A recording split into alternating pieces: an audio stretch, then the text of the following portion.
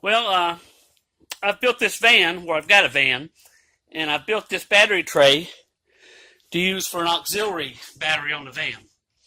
And we use these type of nuts to go through the frame to hold this tray in. See how they work? And it would slide up once you had the battery in there. Well, these are self-tapping screws. The van frame was very thin, so they eventually stripped out after taking this in and out quite a few times. So what we're doing now is we're going to put these crush nuts, so they call them rivet nuts, on there. And I'm going to show you how to put these in without using a tool. Okay, we're recording again now. Here's the rivet nut, and this is the little tool I put together. Excuse me. Daggone it. And what we do is we'll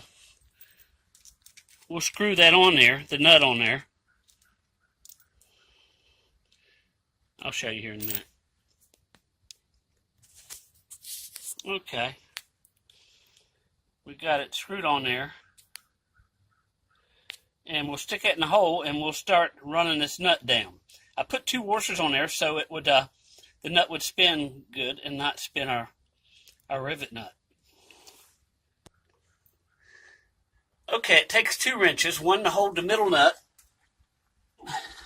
I'm not going to be able to show you guys. One to hold the middle nut, the bolt.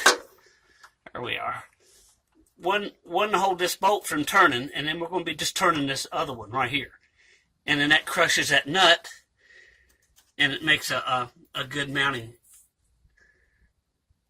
area. Okay, let's see if we can see. Now, that one will hold steady, push it in, and then we'll just start tightening that one down. It only took a few turns before it started snugging up. Like right there, it's snug. And then we just keep tightening.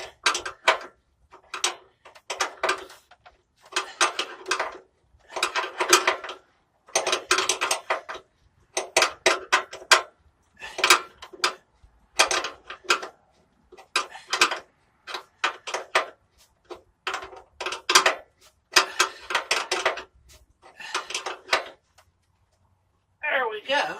And we've got it mounted.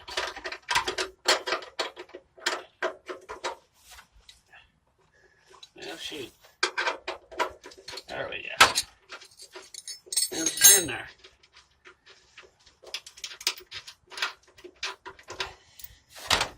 There you go. That's how it's done.